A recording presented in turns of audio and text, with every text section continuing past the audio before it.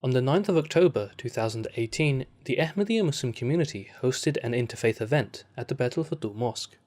The event was titled Christianity Encountering Islam and was hosted by the community's National External Affairs Department at the Baitul Futuh Mosque. The program began with a recitation of the Holy Quran by Maulana Naseem Bajwa Sahib, Imam of the Baitul Futuh Mosque. قولوا آمنا بالله وما أنزل إلينا وما أنزل إلى إبراهيم, which was followed by a reading from the Bible by Reverend Catherine Headley, the Associate Vicar for Ministry from St. Martin in the Fields Church. In the beginning was the Word, and the Word was with God, and the Word was God. He was in the beginning with God. All things came into being through him, and without him not one thing came into being. The welcome address was presented by Mr. Fareed Ahmed, the Secretary of External Affairs. A few words of introduction from myself.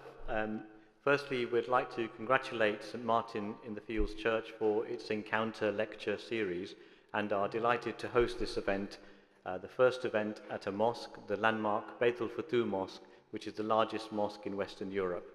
And if you've not had a tour before the dinner and before the program, please do so after. The mosque is owned by the Ahmadiyya Muslim community, which was founded in India in 1889 by Hazrat Mirza Ghulam Ahmad, peace be on him, who made the unique claim of being the Messiah promised in different religions and of being the Imam Mahdi. The guest speakers at the event included Maulana Imam Ataul Mujib Rashid, the Imam of the Fazl Mosque, who spoke on the topic of humanity and unity in Islam. If we are to leave behind a legacy of hope for our children and bequeath a peaceful world to our future generations, we, irrespective of our religion or belief, need to urgently change our priorities. Instead of embarking on an arms race leading to death and destruction, we must join the race to save and protect humanity. And Reverend Dr Sam Wells, Vicar of St. Martin in the Fields Church, who spoke on the topic of humanity and divinity in the Christian faith. The incarnate Jesus spent only 1% of his life working for us, going to the cross in Jerusalem. He spent perhaps 9% of his life in Galilee, working with us, building a movement among his disciples. But he spent a full 90% of his life in Nazareth, sharing our existence, experiencing the joys and struggles of being human. These percentages are significant for the shape of our own lives.